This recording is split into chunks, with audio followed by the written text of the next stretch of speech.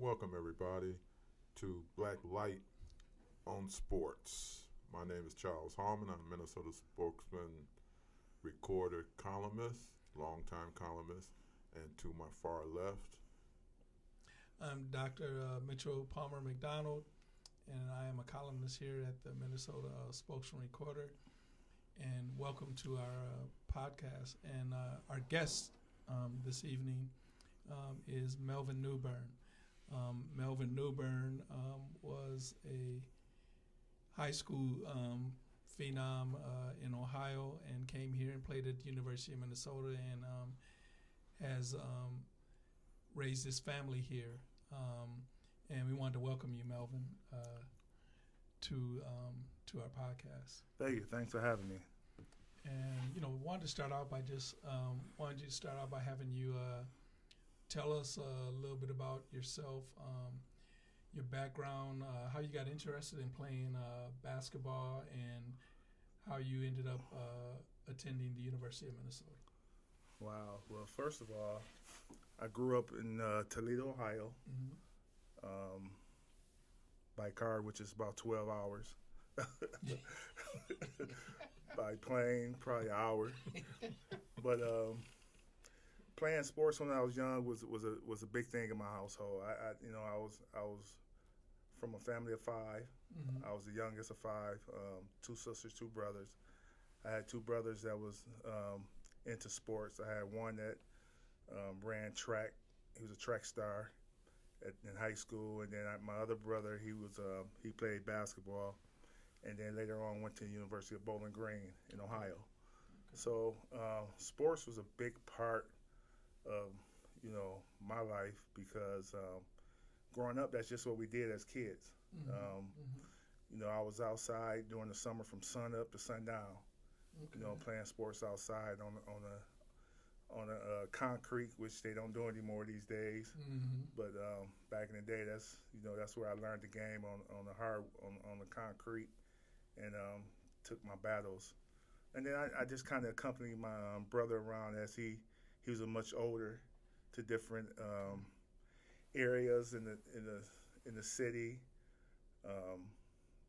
playing basketball. And at a young age, when he was playing in college, when some of them guys were tired of playing, then they'll throw me in to play the last couple 2 minutes or last point or so, and I was happy to do that until I got a certain age where I can compete with those guys. Mm-hmm. Mm-hmm. But had a good career in high school. I was a high school All-American, top 50 player. Didn't make the top 25, which still I hate it to this day, because I'll tell you, I still look at the list of the guys that made it in '86, Mm-hmm. and I wasn't on that list. And I'm coming from Ohio. Usually you have one person from every state make the thing. Michigan had like 3 people on there: Mm-hmm. Terry Mills, Derek Coleman, Mm-hmm. and Mm-hmm. Anthony Pillington. So that was a bummer, but I look at those guys on that list, and those were guys who were some hell of a players. Now, where'd you go to high school? Went to Jessup W. Scott in Toledo, Okay. Ohio. Okay. Yep. All right. And then how'd you get to the U? I know you were being recruited pretty hard back then. Yeah, I was recruited by a lot of Big Ten schools, Mm-hmm. a lot of MAC schools, and a lot of the Power 5 schools. I think I ended up visiting Iowa, took an unofficial visit to Michigan State, went down to Michigan on an unofficial visit, and then came to Minnesota. And of course, I visited the University of Toledo, which was in my backyard, so I could go there anytime. Mm-hmm. But came to Minnesota. At the time, Jim Dutcher was a coach. I was recruited by Jimmy Williams back in the day. Okay. Jim Dutcher was a coach, and that was '86. And I don't know if you guys, and you probably remember the situation that happened in Madison that I would like to bring up. That was during my senior year in high school. That whole thing went down, and then Dutcher resigned. They didn't give Jimmy Williams a job because he was an intern coach at the time. And then they brought in Coach Haskins. So I was going to say Clem. But if he heard me say that, he would have got on me. But I ended up playing for Coach Haskins the next 4 years. And, he was a tough disciplinary coach. And I'm grateful to have a coach like that coached me. Okay. Now, Melvin, talk about you had to sit out your first year because they had the stupid rule of the Prop 48. Something I was against and a lot of people was against because we thought it was discriminatory. But you had to sit out a year. In that sit out a year, you wasn't able to do anything with the team, correct? I wasn't able to do it, and I was definitely against it too, for different, different reasons. Mainly because I couldn't play, not necessarily all the other stuff, but just the fact that I couldn't play. But yeah, I couldn't participate. Only thing I could participate in it was study table, and I used to have Connell Lewis was my roommate from Detroit, and we were roommates, and he used to bring me food from the training table every day. I couldn't go in there and play. I couldn't do anything with the team, nothing. The only thing I could do was after they were done, and it was funny because after they were done, Kirby Puckett and a group of twins used to come over and rent the gym and play afterwards. So when I found that out, I used to go over there and play with those guys. And I didn't know Kirby at the time. And I'm like, who's this pudgy kid coming down, reversing the ball on the other side? I'm like, I didn't even know they were baseball players. And then somebody said, man, that's Kirby Puckett. I'm like, Kirby who? He said, that's Kirby Puckett. So that's how I got to know some of them guys over there, and when he used to come over there and play. But no, I couldn't do anything at the U. The only thing I could do was go to not training table, but go to study table, and it was just a bum year because they didn't know exactly what to do or what they wanted to do for guys that fell under Proposition 48. And for me, it was never an issue for me because I always knew I was going to get a degree from a university because I had two sisters that went to college and I had two brothers that went to college. So I'm looking at it, I'm like, I'm not going to be the one in my family not get a college degree. So I don't know what they talking about. But you had guys like John Thompson who fought hard for us and trying to rest his soul, trying to get things changed and things moving in a different way. Now when you finally got a chance to wear the Gopher uniform, you played in probably one of the greatest Gopher teams in school history. Did you feel you had to make up for lost time because you couldn't play that first year because you only had 3 years eligibility because of that rule? Did you feel you had to make up for lost time, or did you just came in and just, hey, I'm just going to play the way I played? Well, no, I definitely felt like I was behind the 8 ball and coming in. I was highly recruited coming in. It was a lot of things expected of me when I got here. Playing for a new coach and Coach Haskins and trying to learn a new system, and Coach Haskins coming into a new situation where, that he wasn't, he was just learning different things that was going on around Minnesota. It definitely made it tough for everybody, in terms, because, we, as young kids, we just come in and want to play and want to show what we can do. But looking back in Coach Haskins' eyes when he was a coach, his job was on the line. His job depended on 18, 19-year-olds, freshmen coming in. We didn't know that. We didn't, we had no idea that, that type of pressure. And I look at it now, it's totally, it's still the same for Coach Johnson. But, Coach Haskins had a, he was hard, man. He was tough. A lot of times, guys ask, would you ever go back and play for Coach Haskins again? And I tell them, I said, what, I love playing for Coach Haskins. I enjoyed the experience, but no, I couldn't play for him again. Not because I didn't want to go through that. What he taught me and what I learned from him was values. Mm-hmm. I didn't need to go through that again to learn that. I knew he already taught me and made me a man, and how to be a man, how to be respectful in the community, how to, just go out and be accountable. Okay. You also played in the Pulley League. Talk about that experience or the Howard Pulley League, Mm-hmm. because a lot of people have forgotten how good that league was. And a prelude of all these summer leagues that's out today, that might have been the grandfather or one of the grandfathers of leagues that was out, because you had players from all, abilities that were great players. This wasn't just some people showing up just to get a run in. Mm-hmm. You had some teams that really competed, that can compete at any time, any level. Yeah, the Pulley League was great. It was definitely a great league run by your dad, Kwame, rest his soul.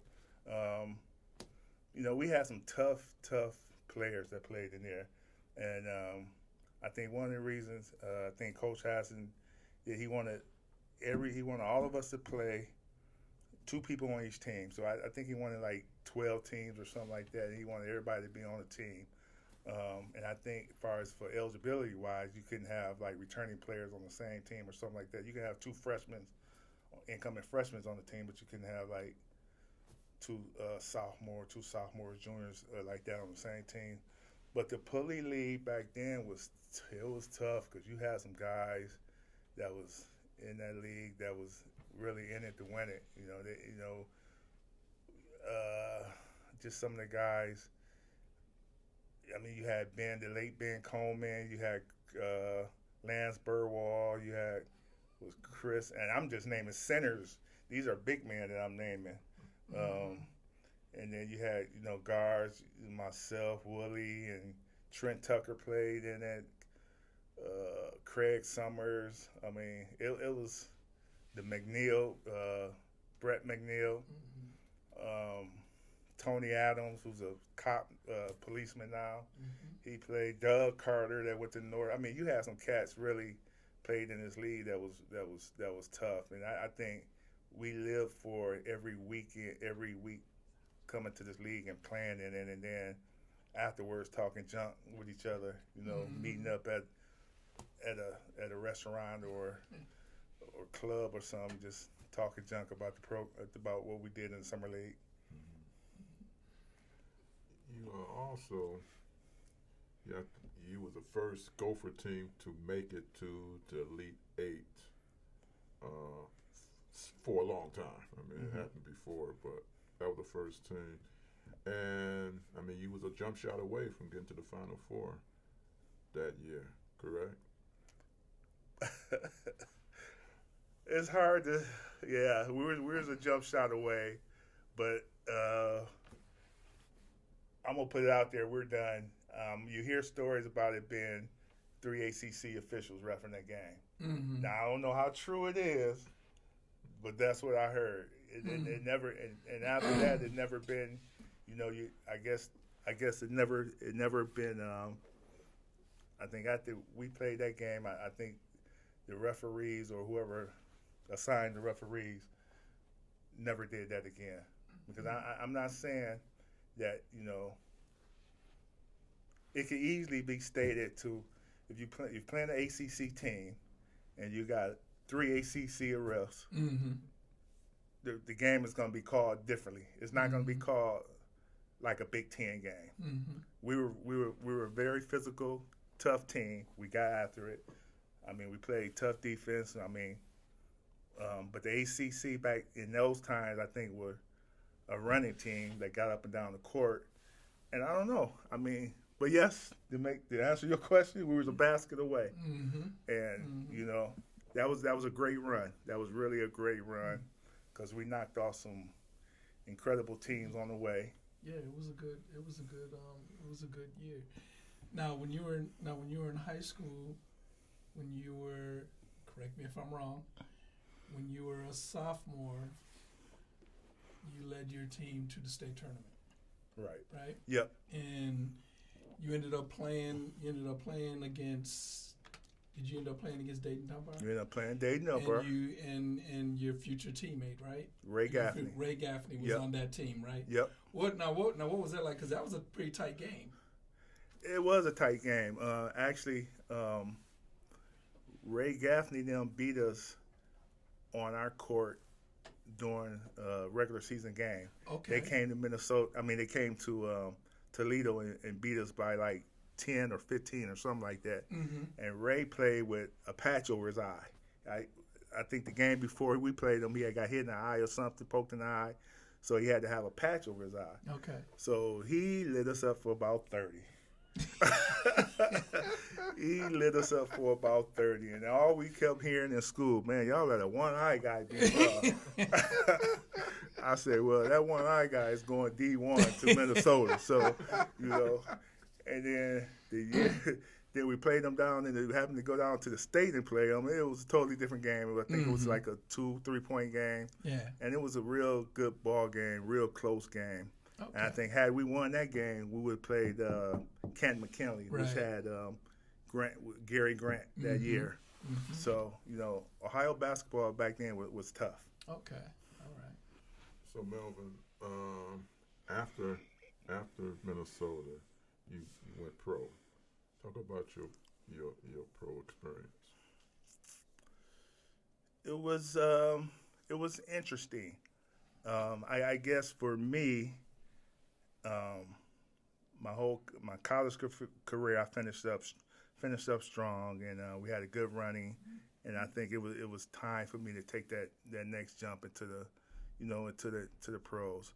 I guess the knack on me back then was that my ball handling was suspect. In terms of I need to work on improve my ball handling if I wanted to play in the pros. I guess that was one of my weaknesses for say. They said my strength I was physical guard, big guard who can defend well, who was a pretty good rebounder from a guard spot. And then I ended up waiting on the draft. I didn't hear my name. Actually, I did hear my name at the draft. I heard it. It was like towards the end. They were talking about guys who didn't get drafted and stuff who probably could have got drafted. So I didn't hear my name at the end. But I knew at that point that I was going to have to just go all in and work my butt off and get to a good situation and then just kind of just work. So I hit the ground. I hit the ground running, and then I heard the success that Willie had when he had got drafted. I believe it was 7th. Had a great tournament at these pre-camps and stuff. So, it was, I'm like, okay, you did it. I know I can follow right along with you and get there. But things happen for a reason.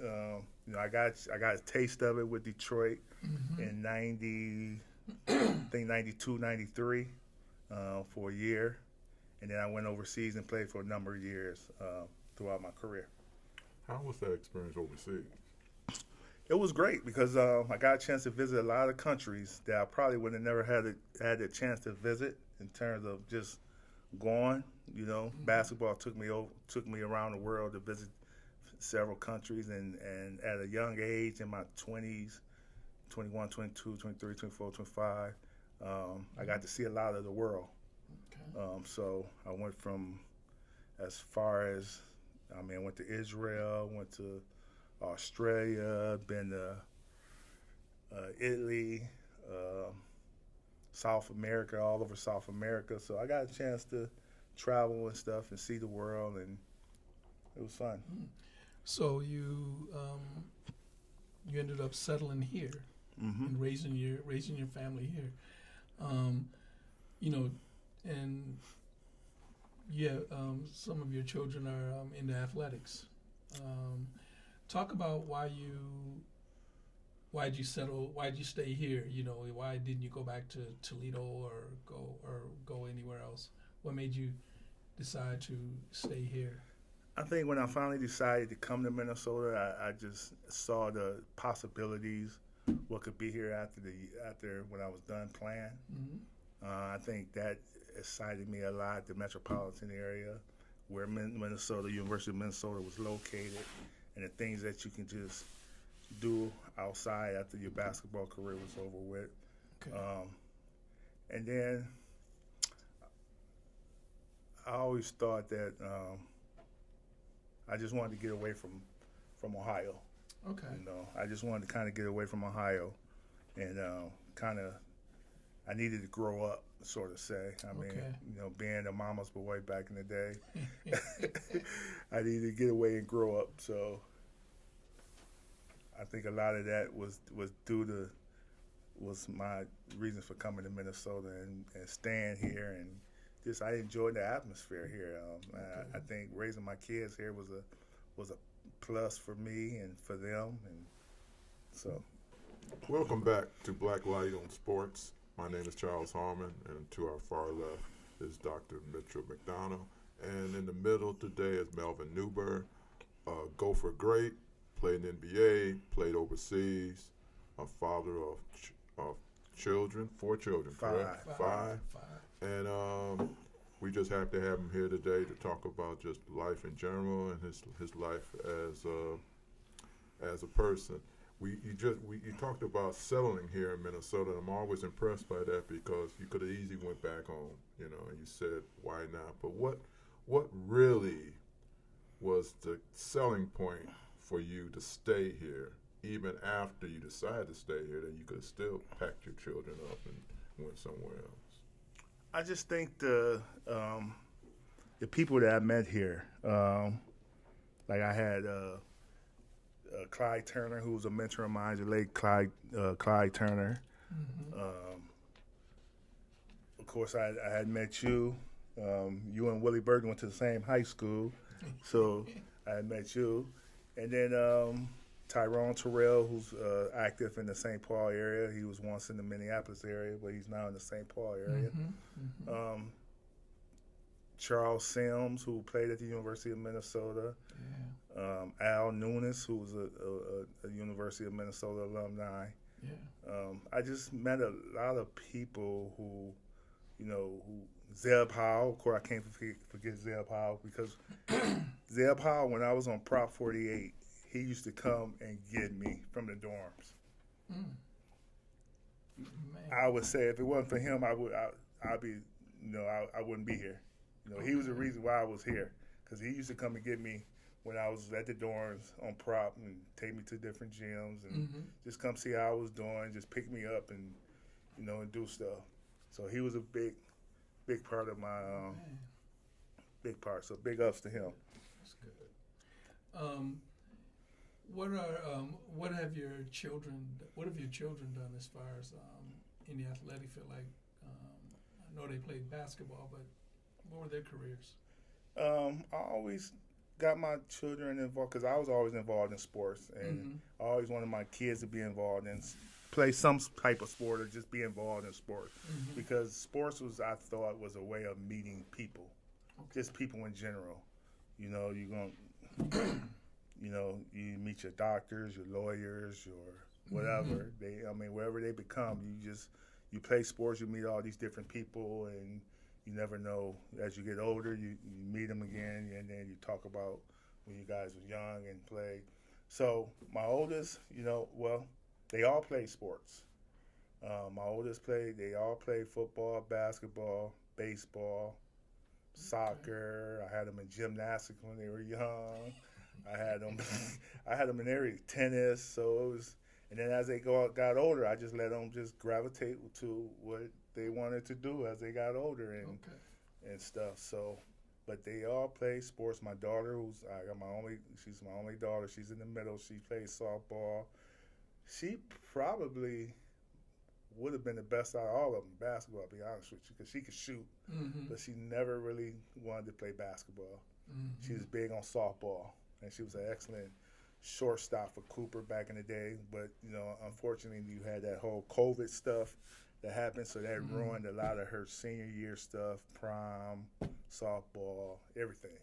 So she wasn't able to finish her senior year off the way she wanted to do it. But they always involved in sports. I got one now playing JUCO basketball at School of Science. Okay. He's playing well. He's getting recruited by some mid-major schools right now. Hopefully some other schools would kind of look at him. But right now he's getting recruited by some mid-majors now. And then my youngest, he just finished off. He played basketball and football, but I think he's gonna play. He's gonna play football at the next level in college. So I think he's gearing towards not playing basketball this year and just focusing on lifting weights and stuff. And we're trying to figure out that process of now school, where he's gonna go and stuff like that. So. Now, you talked about your daughter being a good shooter. Which one of your kids that you saw yourself in them as an athlete?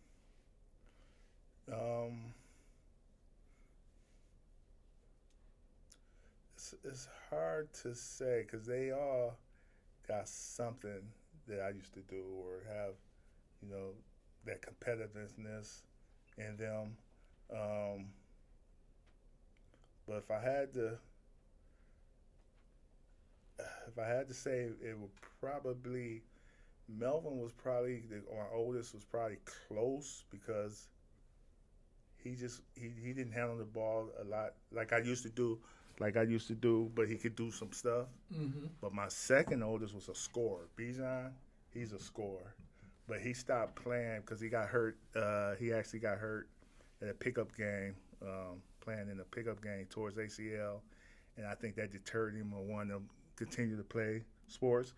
But he referees high school games, and he's in school, and he's refereeing high school games. So he's looking to move up the ladder in that aspect. Peyton, he's the one that says science. He's probably the most athletic one. He's 6'5", he had a ball in his hand ever since he was little. So he's 6'5", 6'6" now. He can handle the ball. He's shooting the ball a little bit better now. He's doing a lot of things for that school. I mean, right now he's flirting with some triple doubles. He got a couple double doubles. Last two games he had 20 points, 10 rebounds, and 5 assists. And then his last game they just played TC had 22 points, 10 assists, and 6 rebounds. So he's starting to come into his own. Man. And then my youngest, he's tenacious, but football is his thing. He loves to hit. I mean, he played receiver and safety, about 6'1", 6'2", 185. So he got the size and the build right now. But now we're just trying to figure out a school where he's going to go. That's good. You must be very, very, very proud. Proud of them, yes, because one thing. I taught them to be respectful in the community. No sir, yes ma'am, no ma'am. I always taught them to just be respectful to grown-ups. Mm-hmm. And when you out in public, handle yourself like you're supposed to handle yourself. So I when they were young, I used to get kind of comments like your kids are very respectful and stuff, and you like to hear that as a parent. Mm-hmm. You don't like to hear that these kids are out running wild, doing whatever, and just being disrespectful. So that was kind of the when I would hear stuff like that, it just made me and my ex-wife proud to hear. Mm-hmm. So now, I want you to kind of think back and see if you have this. I want you to think about a great high school memory or something you never forget. It could be a practice or anything like that. Your most memorable moment in college, and was there a memorable moment in the NBA when you were with Detroit? Well, in high school, it was my most memorable moment is when my high school coach, I was junior then, my high school coach told some of the players, pass Melvin the ball inside, and then in the high school, one of the players said, he's not open. He's open. He's open. He can score on 2-3 people. Pass him the ball. And the guy said, well, if I pass him the ball, he got 3 people on him. He gonna pass it back? So that really gave me the courage of like, okay, my high school coach think I can score anybody, 2-3 people. Okay, I'll rock with that. I'll rock with that. Yep. So, but then in college, I remember one game, and me and Willie Burton talk about this all the time. And we were playing Purdue, and me and Purdue had Coach Hassan and Gene Katie were close. And we kind of had the same, really had the same plays with different names for them, but the same options. I remember we were running. I was taking the ball to the left side. We were running a pin down for Willie to come up out top, and then it was crucial in the game because I think we needed a bucket. We ran the pin down, not thinking Willie. I'm thinking Willie gonna pop out and get it, but I just took the ball and just threw it, just thinking Willie was there, and it happened to be Troy Jones. It was a Jones. His last name was Tony Jones. It was Tony Jones from Purdue. He got the ball and went down and stole it and laid it up. I'm like, oh, so it's getting heated up here. So then we come back down. I don't know if we called a timeout or what. We come back down, and Coach wanted us to run a play.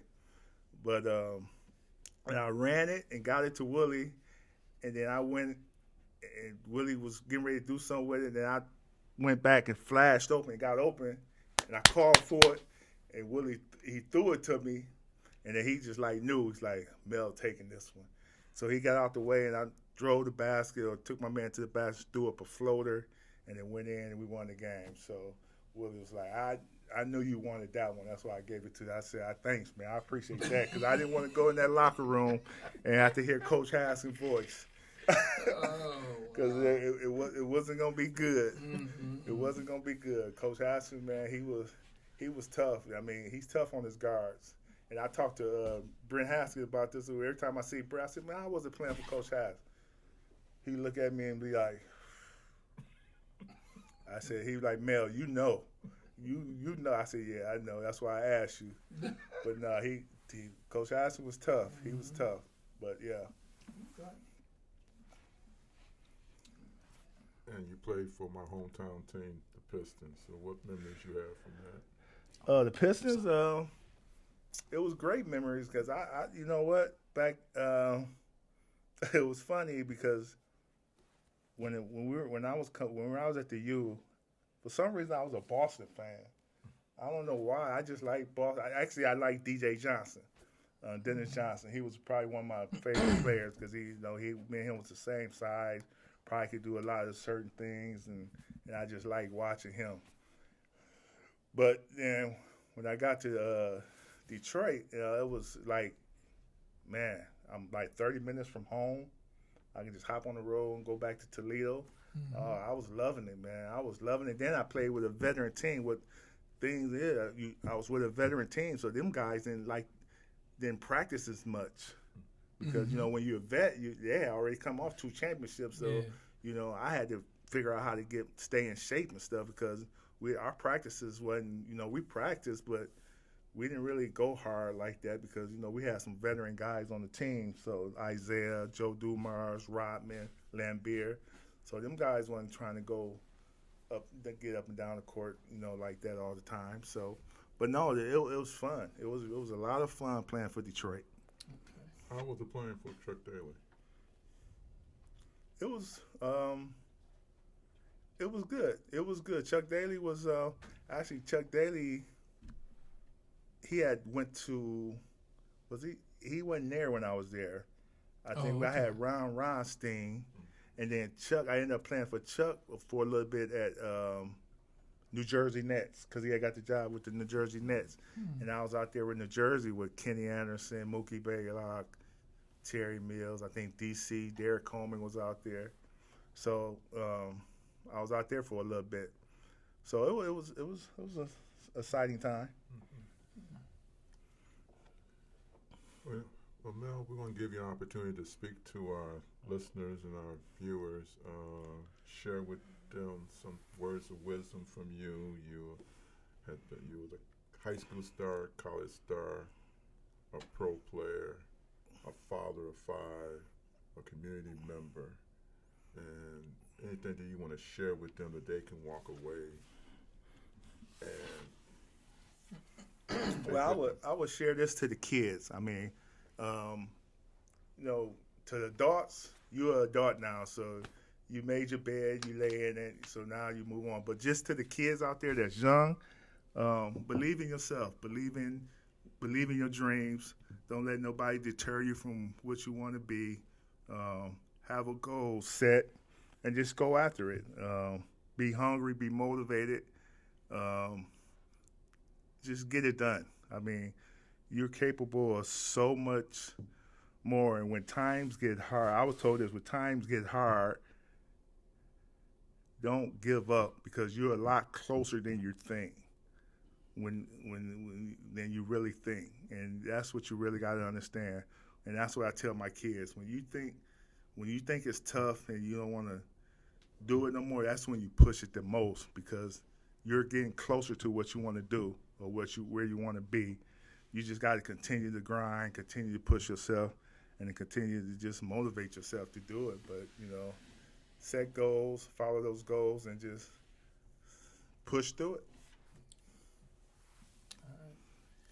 Well, I want to thank you for stopping by.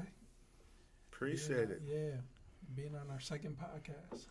Appreciate it for having me, man. Thanks. Really, Thanks a lot. Really appreciate it. I'm Dr. Mitchell Palmer McDonald. I'm Charles Hallman, and you can follow me on Twitter, or whatever they call it these days, at CH Journalist. And also you can follow us in our newspaper and also on our website as well. We thank you for being with us, and we thank Mel for spending time with us as well. And we hope to hear from you soon.